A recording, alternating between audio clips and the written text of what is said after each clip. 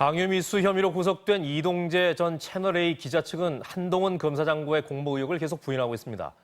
그런데 피해자 이철 씨 측을 압박해 유시민의 범죄 정보를 얻으려 한다는 등 취재의 목적과 방법을 말하는 이 전 기자에게 한 검사장은 그런 것은 해볼 만하다는 말을 한 걸로 검찰 수사팀이 파악했습니다. 강현섭 기자입니다.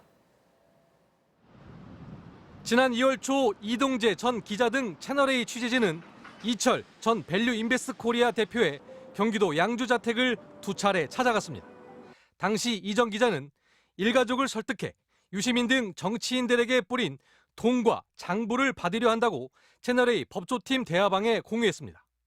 이틀 뒤에는 권순정 대검찰청 대변인을 찾아가 유시민을 수사하고 처벌받도록 하는 게 취재의 목표라며 취재 방향에 대한 조언을 구했던 것으로 검찰 조사 결과 드러났습니다.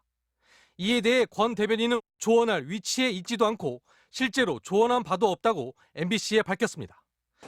이튿날인 2월 13일, 이 전 기자는 후배 백모 기자와 함께 부산으로 가 부산고검 차장검사로 있던 한동훈 검사장과 면담합니다.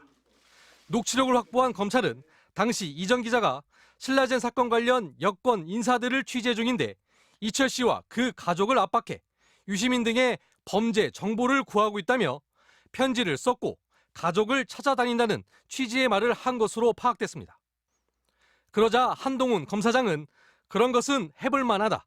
그런 거 하다가 한두 개 걸리면 된다고 말한 것으로 검찰은 보고 있습니다. 이동재 전 기자 측은 당시 대화 녹취록 일부를 공개하며 잘 해보라는 덕담이었다고 해명했지만 대화의 맥락 등으로 보면 의혹은 여전합니다. 검찰은 한 달 뒤인 3월 10일 오전 한 검사장과 이 전 기자의 카카오 보이스톡 통화도 주목하고 있습니다.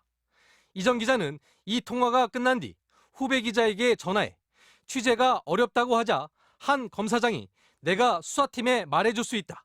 나를 팔아라 라고 했다고 말했습니다. 검찰은 이 역시 한 검사장과 이 전 기자의 공모를 의심하게 하는 유력한 정황으로 보고 있습니다. 이 전 기자를 구속 이후 두 번째로 부른 검찰은 한 검사장의 공모 혐의를 집중 추궁한 것으로 알려졌습니다. MBC 뉴스 강현섭입니다.